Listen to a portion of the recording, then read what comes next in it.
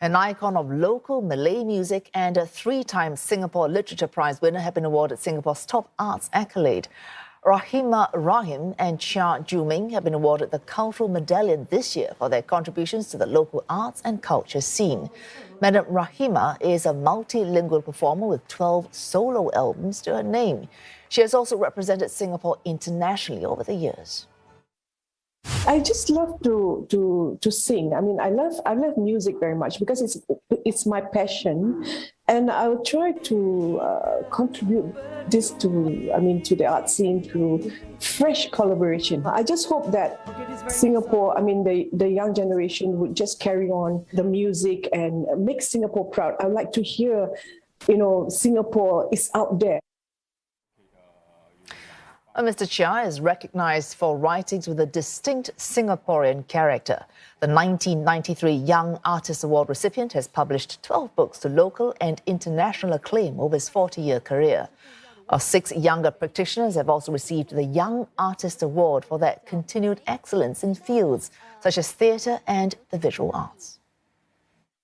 It's encouraging in the sense that I hope that with the coverage, with the attention being put on it, that we kind of help to profile the arts a little bit. Hopefully people get to be curious about, what's this awards and who are these people? And then through that, be open to understand the arts a little bit more. One of the recipients of the Young Artist Award joins us now. Zen Teh is an environmental artist and educator. Zen, I think it's fair to say a large part of your work is about the relationship with the natural world.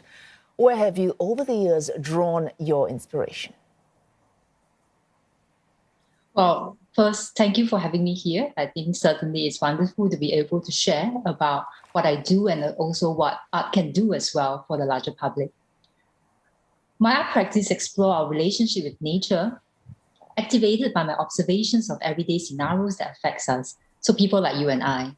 Hence, many of my works take reference from these scenes, the physical and emotive responses I encounter on site.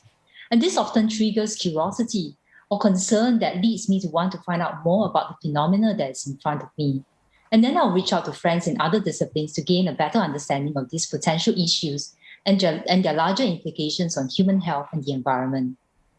So, for example, the work Mirror of Water, which was a response to the water pollution that was found at the water canal near my home. So oil spills of more than a few hundred meters was really quite alarming to me, and that's how I began sort of the collaboration with ecologist Dr. Chia from NUS. Thank you. Zen, you were trained in photography and you combined that with other mediums in your artwork, like fabrics and sculptures and so on. Tell us why you're drawn to the use of mixed media and what kind of impact it has on your art. Yeah, thanks, Dawn. Yeah, I think different materials certainly possess an intrinsic meaning, certain cultural or social connotations that are attached to them. And their presence in the way that they are found, in the environment that we are in the way they are used, also suggests a certain kind of function and role that play in society and the larger systemic conditions as well. So they hold a certain meaning.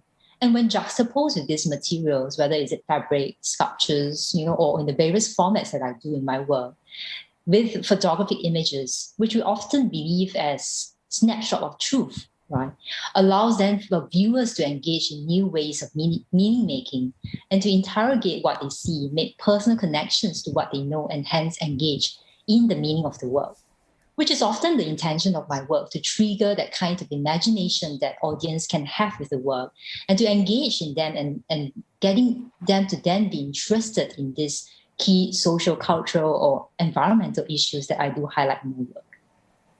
Well, Zen, I believe you've moved beyond just different materials. If we look at, for example, an exhibit that you did earlier this year with NTU, you mixed actually images of vegetation with sounds and smells of nature, what we could consider more experiential in nature. Does this sort of process in terms of doing your work help you tell that story better, especially for things like climate issues? Yeah, definitely. Yeah, so a familiar forest, as you have described, is a multi-sensorial installation that is over 30 large-scale images, life-size, right, almost ceiling to floor. And they are of urban greenery that are hung in staggering distance for visitors to weave in and out and in between them. So much like kind of hiking in forests, there are artificial sounds of nature that are made of digital noise, concocted scent that are made from essential oil. And all this work were done with Dr. Ching from Duke NUS, so an art science kind of collaboration. So as visitors walk through this installation, they feel like they're in the forest, and it reminds them of their experiences in nature. And what is really strange in this sense is that they feel this sense of tranquility and soothing feeling of being in nature. But at the same time, everything is artificial. They are not real, right? So that becomes something that's rather strange and rather stark.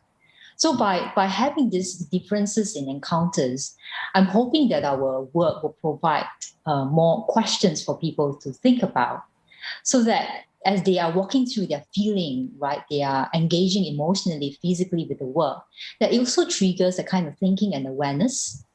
And in that sense, we hope that from those engagement with people, that they will then begin to think about what can they do for the environment, right? And that would hopefully shape the kind of decision-making that they make in everyday life.